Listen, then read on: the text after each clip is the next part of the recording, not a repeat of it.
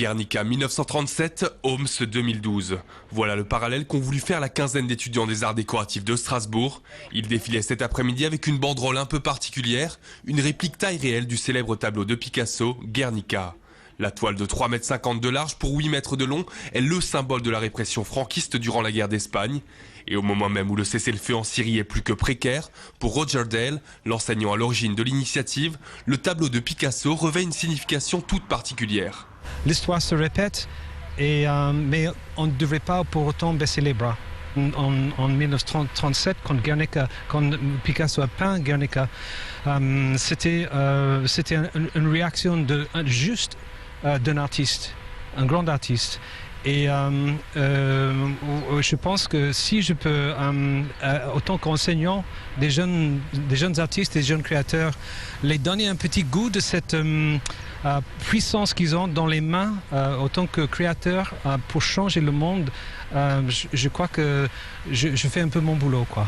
Du côté des étudiants volontaires, c'est une fierté d'avoir réalisé cette toile et qui plus est de concrétiser un geste d'artiste engagé, en dehors de sa tour d'ivoire. On est dans une école d'art que je pense que c'est important qu'on s'ouvre aussi au monde extérieur, qu'on reste souvent entre nous et qu'on ait des objectifs qui dépassent un petit peu le cadre de notre école, de notre ville, voire de notre pays, et que là c'est aussi apporter un soutien international à notre manière, avec nos moyens.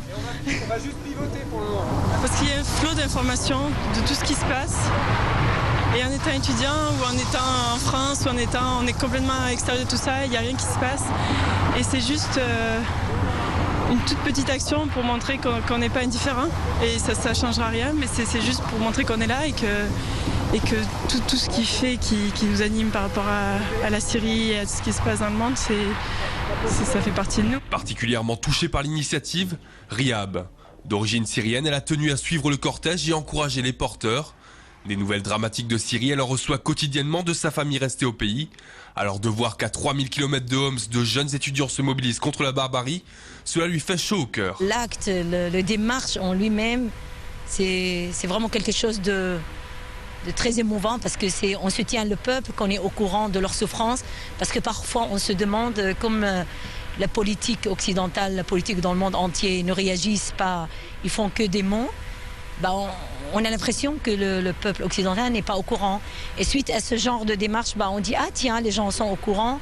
Ça nous rassure de savoir qu'il y a une souffrance qui existe, qui est réelle en Syrie. En Syrie, la révolte entamée il y a plus d'1 an aurait fait quelques 10 000 morts. Un cessez-le-feu est entré en vigueur aujourd'hui. Et si les observateurs internationaux parlent de calme relatif, 3 civils et 1 militaire ont tout de même péri cet après-midi. L'œuvre des étudiants des arts déco reste donc malheureusement d'actualité. Elle est visible à 2 pas des institutions européennes, au pavillon Kaisersgate.